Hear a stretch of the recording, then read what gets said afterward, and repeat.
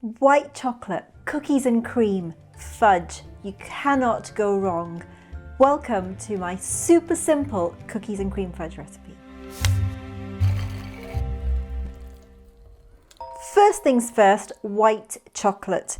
All I have here in my bowl is white chocolate. I've broken it up into pieces, and I'm going to put most of my ingredients, apart from one, into the microwave to melt it all together.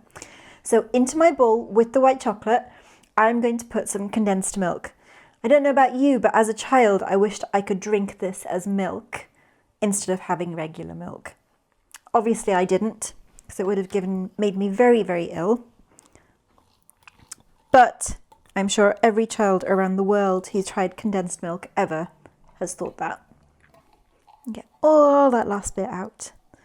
And my children now will fight me to have all the condensed milk out of the tin if I leave any behind. That's all the condensed milk. Into that I'm also going to put some vanilla.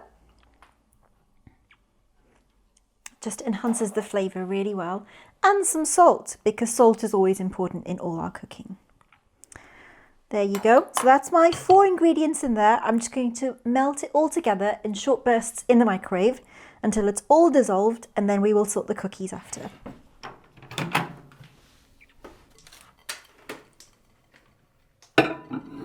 Try not to break my microwave whilst doing it. So I do 20-second bursts at a time, and as it melts down, the time will get more or less depending on how it goes. So it will take a while to get started, but once it's going, it'll go really quick.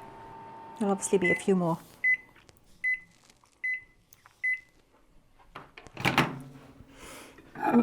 In between every melting in the microwave, it's always a good idea to pull it out and just give it a little move around, just to make sure that you're not burning your chocolate. So because this was my first one, nothing much is going to happen, but I'm just going to give it all a twirl around so that my salt and my vanilla are getting mixed as it's melting. Back in we go.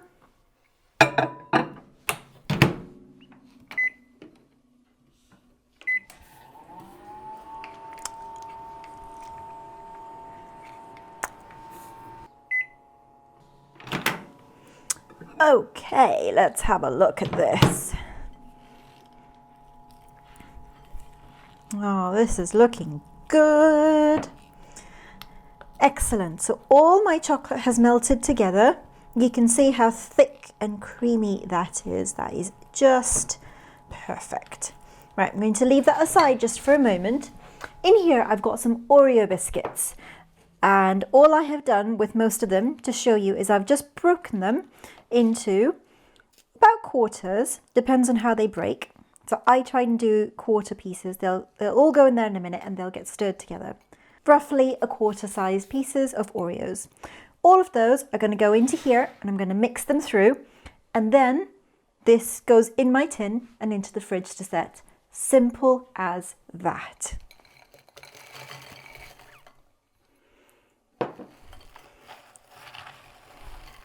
So we're just going to stir it all through. It's a bit hard to start with because the pieces of Oreo are all loose, but once they get stuck together with the fudge, it becomes a lot easier.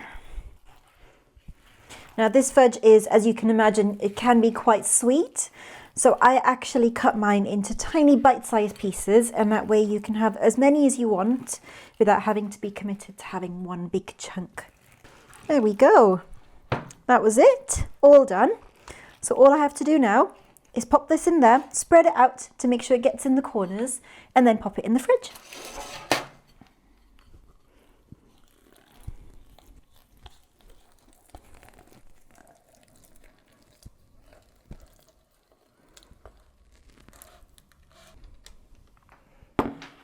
Sometimes because of the big bits of cookie, it's really hard to push it in, but if you just have a wriggle around, it will find its way in.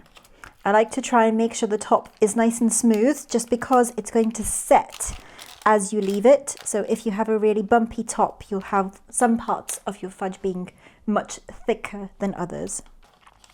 And it just goes in the fridge for a couple of hours, and then you can cut it up into whatever size chunks you prefer.